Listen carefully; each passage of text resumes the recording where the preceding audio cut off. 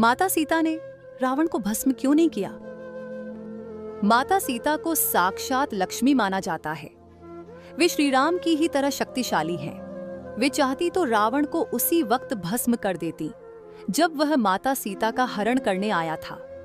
वे चाहती तो अशोक वाटिका में पहुंचकर भी रावण को भस्म कर देती या उसका किसी भी वक्त वध कर देती, लेकिन माता सीता ने ऐसा क्यों नहीं किया, जबकि वो तो खुद ही आत्मरक्षा में सक्षम थीं। वास्तव में माता सीता स्वयं शक्ति स्वरूपा थीं। पौराणिक कथाओं की मान्यता के अनुसार कहते हैं कि जब माता सीता ससुराल आई तो उन्होंने सबसे पहले ऋषि मुनियों और परिवारजनों के लिए खीर बनाई और राजा दशरथ सहित सभी को परोसी। जब वे उन्हें खीर परोस रही थीं, तो उसी समय तेज हवा का झोंका चला और सभी ने अपनी अपनी पत्तल संभाली। लेकिन उस दौरान राजा दशरथ की खीर में एक छोटा सा घास का तिनका आकर गिर गया। माता सीता ने उस तिनके को देख लिया था, परंतु खीर से वो तिनका सबके सामने कैसे निकाले, ये बड़ी दुविधा थी। तभी उन्होंने तिनके को दूर से गुस्से में घूरा और मां सीता की दृष्टि से ही वो तिनका पुन उड़ा और हवा में ही राख बन गया। सीता जी को लगा कि उनका ये चमत्कार किसी ने नहीं देखा, लेकिन राजा दशरथ ने ये सब देख लिया था और वो समझ गए थे कि यह कोई साधारण स्त्री नहीं बल्कि जगत जननी है।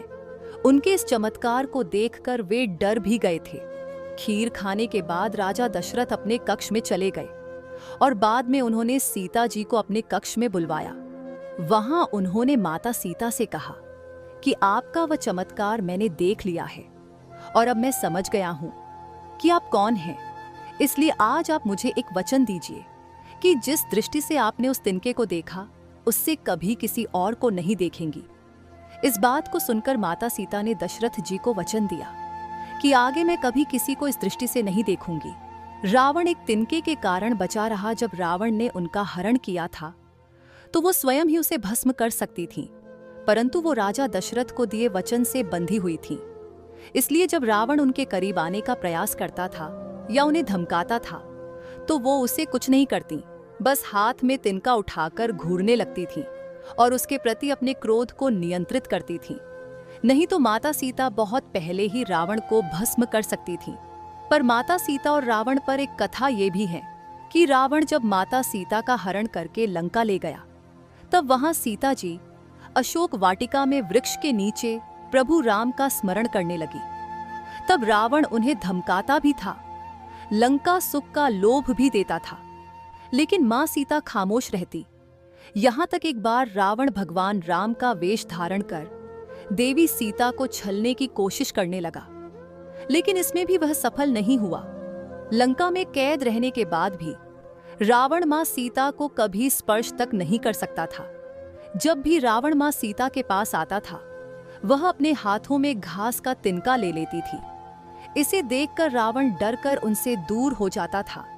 दरअसल इसके पीछे रावण को एक श्राप मिला था। उसे एक पतिव्रता तपस्विनी स्त्री ने श्राप दिया था कि वह किसी भी स्त्री को बिना उसकी मर्जी के छू नहीं सकेगा। पौराणिक कथा के अनुसार एक बार रावण ने एक सुंदर तपस्विनी का स्त्रीत्व भंग कर दिया।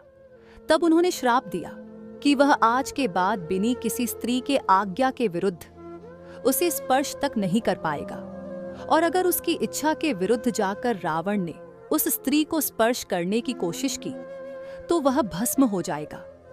तब उस तपस्विनी ने यह भी कहा कि आज के बाद अगर कोई स्त्री रावण के सामने घास का तिनका उठाएगी तो वह तिनका रावण को उसी समय भस्म कर देगा।